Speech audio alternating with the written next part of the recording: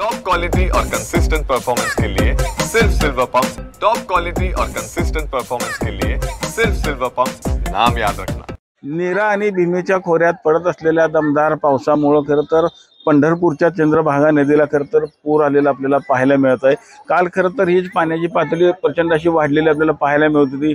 पुंडलिक मंदिरासह इतर मंदिरं देखील पाण्याने वेढा घातला होता। मात्र आज सकाळी जर आपण बघितलं तर जवळपास 3 ते 4 फुटांना खरं तर ही पातळी ओसरलेली आपल्याला पाहायला मिळते।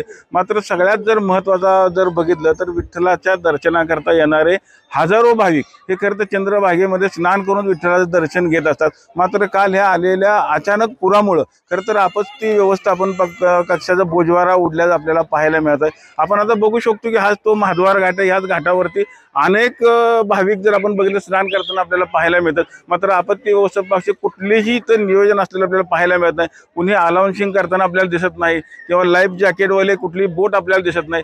उद्या जर ह्यात कुठली दुर्घटना घडली तर ह्याला आता जिम्मेदार कोण असणार अशी परिस्थिती खरं तर इथे निर्माण झालेली। आणि काल ह्या अचानक पूर आल्यानंतर जवळपास 8 ते 10 खरं तर ह्या नावा देखील इथून वाहून गेल्याचं आपल्याला सांगण्यात येत आहे। त्याचबरोबर वाळवंटामध्ये असलेल्या काही हॉटेलांचं देखील मोठ्या प्रमाणात नुकसान झालेलं आहे। खरं तर प्रशासनानं ही पूर येणार आहे अशी किंवा घटना घडणार ही सांगणं अपेक्षित होतं। तसं कुठलीही घटना आपल्या सांगितलेली आपल्याला पाहायला मिळत नाही। आपल्याबरोबर खरं तर नदीवर जे लाईफ गार्ड असतात त्यांचे जे प्रमुख आहेत ते गणेश अंकुशराव ते आता आपल्याबरोबर काय सांगताल काल अचानक हा पूर आला, काय परिस्थिती होती? पहिल्यांदा असं घडलं की मे मध्ये पाणी आलं, पण पहिलं पाणी येणार असेल तर प्रशासनाकडनं सूचना मिळायची, लाऊडस्पीकरवर पुकारलं जायचं पाणी येणार आहे सावध राहावा, पण कुठलाही इशारा प्रशासन दिलेला नाही। इथं कुठलीही यंत्रणा नाही। अचानक पाणी आल्यामुळं आमच्या 8 ते 10 होड्या गेल्या आणि आमचे हॉटेल सुद्धा काय काय वाहून गेली। आणि आता तुम्ही महाद्वार घाटावर बघा, कुठली पण यंत्रणा प्रशासनाची नाही, नगरपालिकेचा लाऊडस्पीकर नाही किंवा लाईफ गार्ड इथं नाहीत। एखाद्या येणाऱ्या भाविकाची संख्या रोज लाखोंची संख्या इथं आहे, पण कुठलीही व्यवस्था सरकारने इथं केली नाही।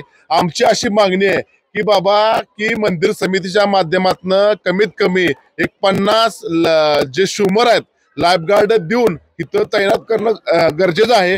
प्रशासनानं प्रत्येक घाटावर बंदोबस्त ठेवणं गरजेचं आहे, पण प्रशासन असं करताना कुठे दिसत नाही। त्यामुळं आता येणारा आषाढी असेल किंवा येणारी वारी असेल ह्याच्यामध्ये तर अशी परिस्थिती निर्माण झाली तर ह्याला सरकार जबाबदार राहील। कारण मंदिर समिती लाखो करोडो रुपये नाही तिथं खर्च करते, पण 5-50 स्विमर नेमाला त्यांच्याकडे वेळ नाही।